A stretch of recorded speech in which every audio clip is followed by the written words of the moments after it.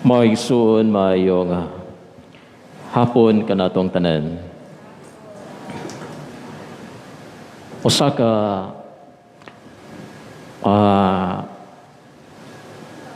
kahigayunan nga ako nakuyog sa ako nga igagaw dito sa iyahang farm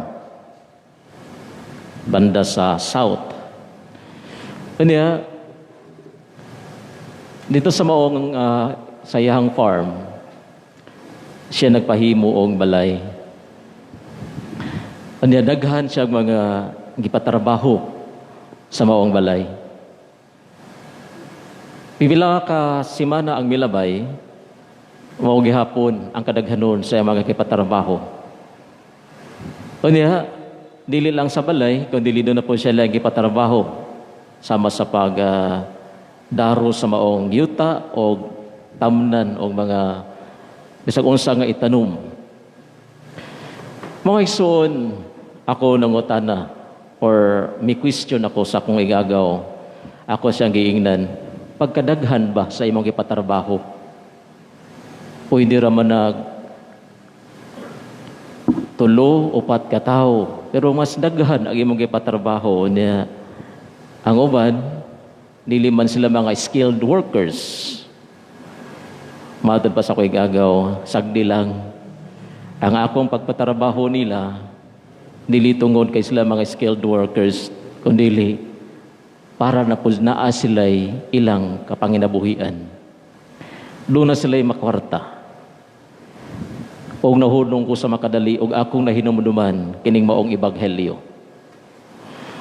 Mga igsoon, ang sambingay sa atong Ginoong Kristo mahitungod sa mga tao nga yang gipatrabaho sa iyang parasan. Naghatag kinay kanato og pangutana. Dili ba ka lugi ang maong tag-iya sa parasan tungod sa iyang gihimo? Kadiin siya nagkuhag daghang mga trabahador. Anya dana pud sa dapit na matapos ang adlaw o pagkahuman parihas ra ang iyang gihatag nga suhol. Mga igsoon ko din Hesus Kristo, sa tawhanon nga pangunahuna, makaingon gyud kita dili makiangayon ang maong tag-iya sa parasan. Tungod kay ang iyang gibuhat daw inhustisya sa mga taong nagtrabaho pag-una. Tungod kay lagi, susama man ang ilang nadawat. Dili nahimong makiangayon alang sa mga trabahante nga nauna ang gibuhat sa maong agalon. So naa ka nang tawhanon nga panghunahuna o pagbati. Sama siguro kanato gihapon kung kita usab nahisama or nahiapil nining maong mga trabahante nga nauna. Mo siguro gihapon ang atong reaction or bation. Pero nga sa maong agalon, unsa ba ang punto sa atong ebanghelyo nga nadungog karon? Unjust ba gayon ang maong agalon? Siya dili ba makiangayon sa mga taong nagtrabaho gikan sa buntag hantod sa hapon? Maison atong tan-awon ang kahimtangan sa kapanahunan nga diin kini mao ebanghelyo gisaysay sa atong Ginoo. Now, sa mga Hudeyo, kining mga na-hard mga trabahante, gisildoan ni sila sa matag adlaw. So sa ilahang ang ilahang mga trabaho sa maong adlaw, sila makadawat sa unsay suhol sa maong adlaw. Nagadepende ang ilang makaon sa pamilya sa ilahang suhol sa matag adlaw. Kung wa sila trabaho na maong adlaw, wala sila makaon. Mga kining mga trabahante nga gihisugid sa atong ebanghelyo, mga tao kini nga nagsalig lamang sa mga adunahan nga mo-hire kanila, mukuha kanila aron mo patrabaho. Sayo sa buntag mobangon na ni sila, moadto sa merkado, magbarog-barog didto. Atong ma-imagine ka ng maong kahimtangan sa atong mga kaigsunan sab nga susama sa maong kahimtang. Mag-atang sila dito sa merkado, magpaantaw-antaw, kinsay mo kuha kanila, maghulat o sila malipay kung sila dunay makuha o mapatarbaho kanila. Mga kining mga katawhan ng unang nakuha or ang first batch, mga igsuon, mao gyud kato ang tawag natog mga gisilduhan sa maong adlaw. Sila gisilduhan. Ang katong mga nasunod nga mga batches, dili to sweldo ang ila. Unsa man, kaluoy. Dili sweldo ang ilang gidawat, kundi dili kaluoy sa maong agalon. Ang mga lain nga mga nasunod nga mga batches, sila kadto mga tawo nga mihuwat gihapon, milaom gihapon, bisan pa sa katapusang mga oras na sa kahaponon. Wa gyud sila hawa sa maong dapit na masin nga dunay gihapoy mukuha kanila aron sila makatarbaho. So ingana ang kalisod nining mga tawhana katong mga nagbarog-barog pa alas 12, alas 3 og hapit alas 5. Sila ang mga taong daw kung wahi gayon sila trabaho, ang ilang pamilya mapasmo. Mga ang gibuhat sa agalon nining mga tawhana dili ingon nga sila pagasuhulan sa iyang pagkuha kanila, kung dili aron sila makadawat sa matunog grasya o kaluoy gikan kaniya. So inay ang mga nauna maglagot nining maong agalon, kung ila lamang nakita ang tumong or intensyon nining maong agalon, sila maka-appreciate gayon sa iyang gibuhat. So kung atong tan-awon mga igsuon, ang agalon nga mao kini nga atong Ginoong Hesus, ang amahan sa langit, usa ka amahan nga mas labaw nga nasayod sa tanan nga makaayo sa iyang mga anak. Usa ka amahan nga diin kanunay naglantaw sa kaayuhan sa iyang katawhan. Nga matod pa sa unang pagbasa mga igsuon, ang atong panghunahuna dili sama sa panghunahuna sa Dios.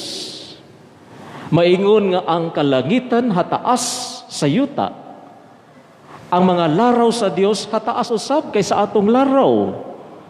Og ang ginaingon diri, ang hunahuna sa Dios mas hataas sa atong hunahuna. Kung kita nagunahuna nga madili makiangayon ang amahan, pagadyutay lamang na ng atong pagsabot sa kita itong kaangayan sa Dios. Ang atong panglantaw sa hustisya or kaangayan, dyutay lamang kaysa unsay hustisya o kaangayan sa Dios. Sama nga ang kalangitan hataas kaysa yuta. Ang Dios infinite, kitang mga tao finite. Ang Dios walay kinutuban, ang tao may kinutuban. Ang laraw sa Dios hataas kaysa atong laraw, ug ang pangunahuna sa Dios hataas kaysa atong pangunahuna. Mga kung sila mo't ingon nga dili makaangayon ang amahan or kining maong agalon sa iyang gibuhat, timan-an nato panlantaw lamang kana nga tawhanon. Mao kana ang basihan sa hustisya sa tao.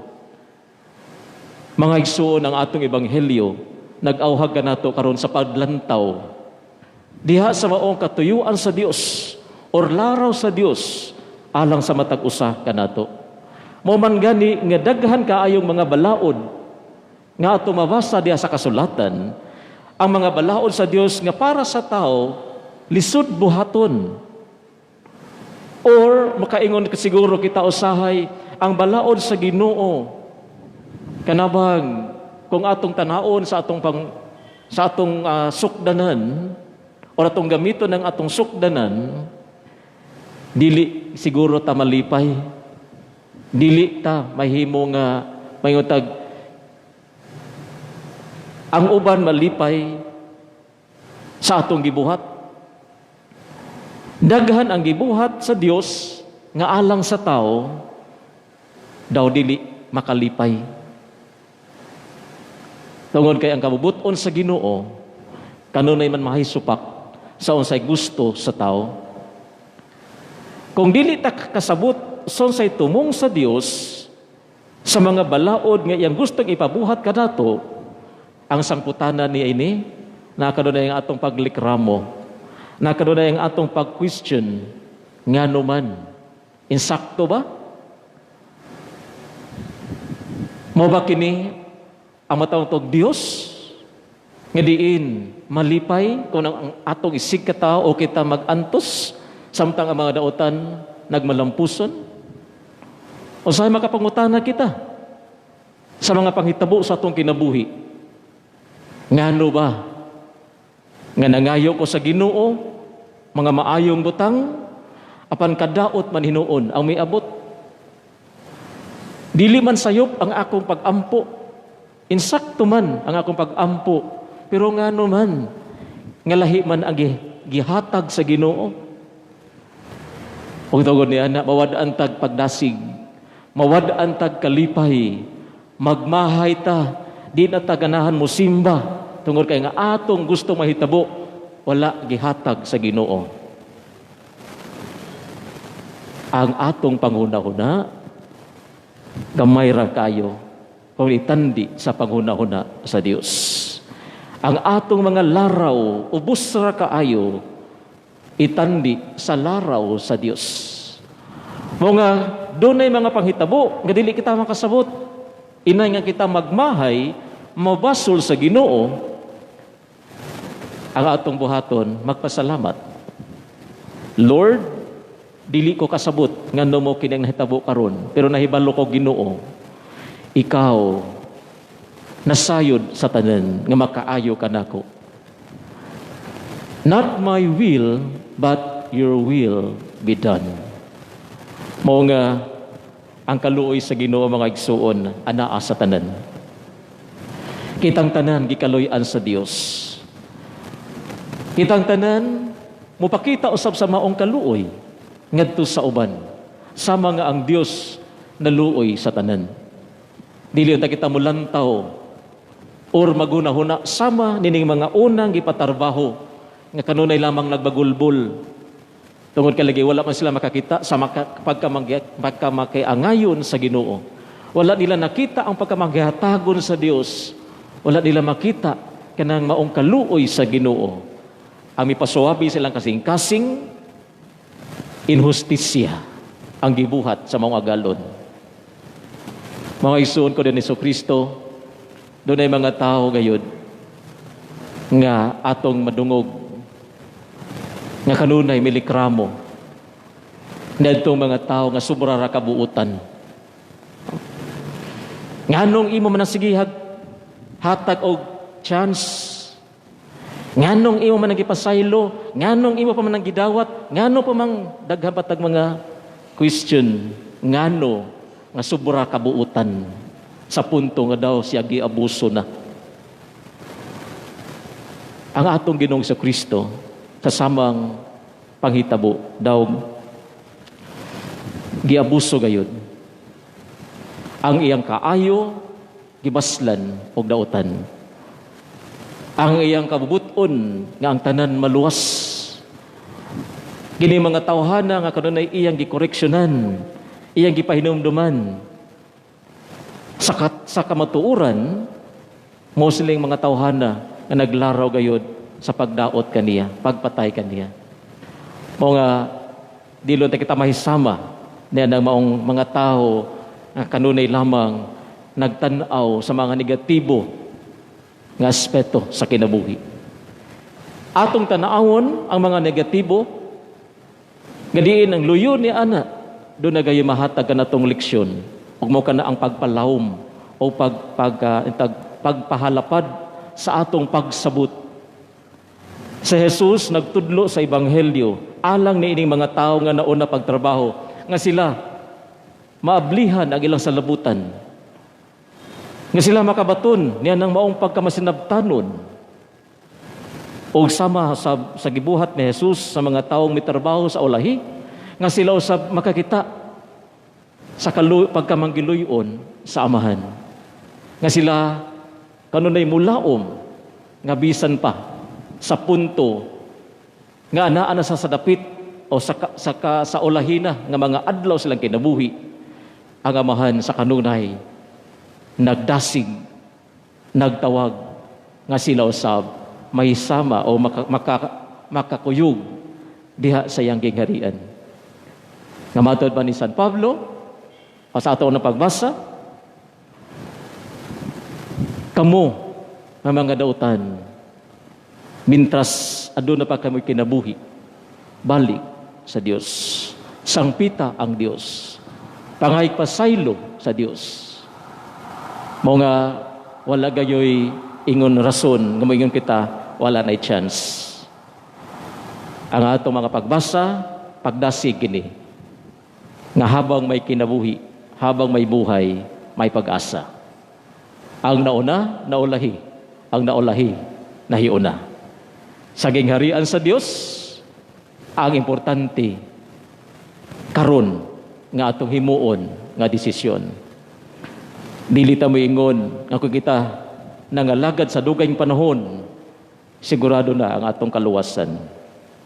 Ang importante, nauna ka man sa pagpangalagad or naulahi ka man.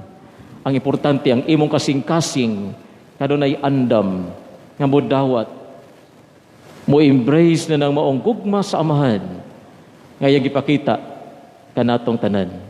Ang pagkamangkiluyon, ang pagkamagihatagon, ang pagkamasinabtanon, mo gikinahanglan aron kita makadaig sa atong amahan. Palihog manindog.